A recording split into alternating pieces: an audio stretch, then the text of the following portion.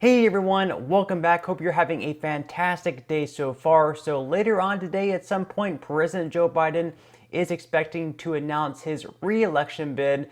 We'll be going over why that may actually end up being a mistake. Also, Ron Johnson is doubling down on his comments that Social Security is, yes, indeed a Ponzi scheme.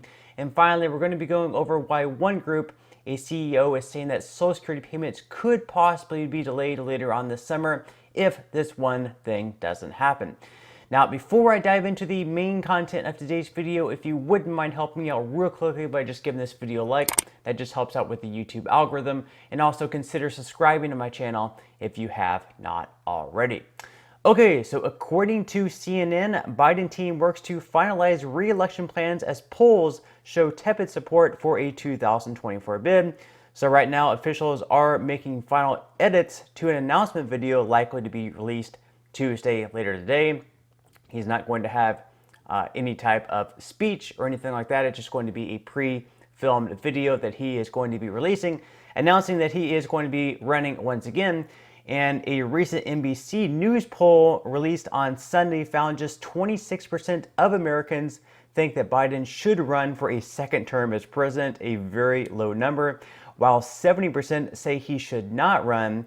Among Democrats, 51% say Biden should not run for a second term. So even among Democratic voters, around half of them are saying that he should not be running once again. And also in that poll, nearly half of those who oppose a Biden run say that his age is a major reason for that view. So right now he's in his 80s.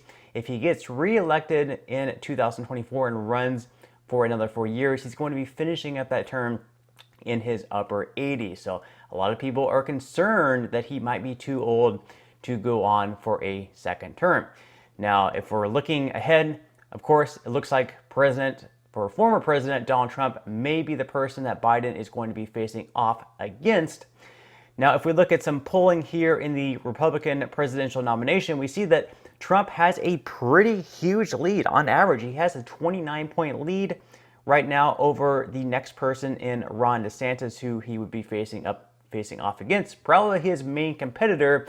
Now, DeSantis hasn't actually announced whether or not he's going to be running for president. A lot of people are speculating that he will, but whenever DeSantis was asked about those comments about Trump getting a pretty huge lead on him, this is what DeSantis had to say. Governor, polls show you falling behind Trump. Any thoughts on that? I'm not a candidate, so we'll see if and when that changes. So DeSantis clearly isn't yet ready to announce that he's going to be running for president, but let's go ahead and look ahead at the matchup of Trump versus Biden. So in recent polling, it looks like Trump does have a narrow lead at 1.3 points, but these polls really don't mean a whole lot. It really could swing either way come election day. And if you're feeling exhausted about this potential matchup between Trump and Biden, this rematchup, you're definitely not alone, because in a recent YouGov poll, 38% of Americans said that they feel exhaustion over prospect of rematch between Biden and Trump. Now, in some other news, later on this week, it is expected that the Republicans in the House are going to vote on and most likely pass the bill to raise the debt ceiling. Now, in this bill, there are a lot of spending cuts because they want to balance the budget. And of course, if this bill passes and gets into the Senate, it's pretty much going to die right away because the Democrats are not going to pass this bill with all these spending cuts that are in it. Republicans just want to get Kevin McCarthy to the negotiating table with Joe Biden and hopefully reach some sort of an agreement. However, one organization is now coming out and saying that by Republicans wanting to make these spending cuts and not just passing a clean debt ceiling bill without any spending cuts attached, they're putting Social Security payments in danger. So according to ThinkAdvisor, the National Committee to Preserve Social Security and Medicare and 30 other senior advocacy groups urged House Speaker Kevin McCarthy on Friday to pass a clean bill to lift the debt ceiling, saying the spending cuts in the Republicans' plan would hurt older adults. The groups told McCarthy, as well as Senate Majority Leader Chuck Schumer and Senate Minority Leader Mitch McConnell, in a letter to swiftly pass a clean debt limit bill, freestanding legislation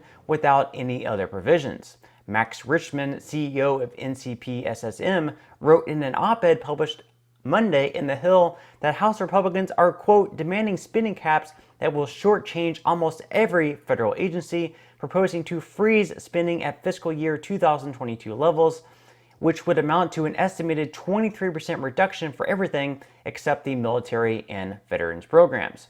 The Social Security Administration, for one, needs more, not less funding to do its jobs for the American people. Without proper SSA funding, Social Security claimants, quote, have suffered through field office closings, interminable wait times on the agency's toll-free phone line, and lengthy delays in the Social Security disability insurance hearings, Rickman said. Treasury Secretary Janet Yellen, quote, who's already taken extraordinary measures to avert a default, warned that not raising the debt ceiling would undoubtedly cause a recession in the U.S. economy and could cause a global financial crisis, the group said in their letter. A default, Rickman wrote in the op-ed, would hit seniors especially hard because it could jeopardize the payments of Social Security and Medicare benefits. Even a short delay in payments would be a burden for the millions of Americans who rely on their earned benefits to cover out-of-pocket health care expenses, food, rent, and utilities. In fact, almost 2/3 of beneficiaries depend on Social Security for half of their income, and 40% rely on their benefits for 90% or more of their income, according to Rickman. So they're saying they're making a case here that they should be just passing a clean debt ceiling bill without risking default of having these arguments about which federal spending programs should be cut or not cut, that they need to pass a clean debt ceiling bill now, because if they wait and we default and we cannot raise the debt ceiling, then it's very possible that the payments of Social Security could be delayed. Now, how long they're delayed, no one really knows. It could be delayed by 1 week, could be delayed by 2 weeks, it could even be delayed by 1 month. But even 1 week late would be 1 week too long. These payments need to be going out on time. People rely on these payments coming in on a timely basis. They definitely cannot be late. Now, in some other news, yesterday we had Wisconsin Senator Ron Johnson once again doubling down on his comments that Social Security is a Ponzi scheme. Watch. My point was we need to understand the total amount of government spending every year. And if you want to save, and I do, I want to save, all I've ever said about Social Security is I want to save it. The greatest threat to Social Security is the massive debt and deficit spending. When this trust fund runs out, we've already crossed the Rubicon of benefits are exceeding revenue. And so the trust fund, and that's just an accounting gimmick, by the way. That's all that is. There's no real assets behind that. It's just treasury bonds that have no value to the federal government. It is a legal Ponzi scheme. I'm happy to defend that comment all day long. I mean, again, that's what a Ponzi scheme is. You get in early investors. You don't invest the money for them. You spend it, but you bring in the current investors and you pay off the former investors, right? That's what but this is a legal Ponzi scheme. Okay, so the greatest threat to that Social Security is when the trust fund runs out and you have nothing now to redeem to plus up the benefits. Will we have the financial wherewithal out of the general fund to honor those promises? That's why we need to be concerned about the debt and deficit. You know, when that happens, we'll be about $50 trillion in debt according to Biden's budget.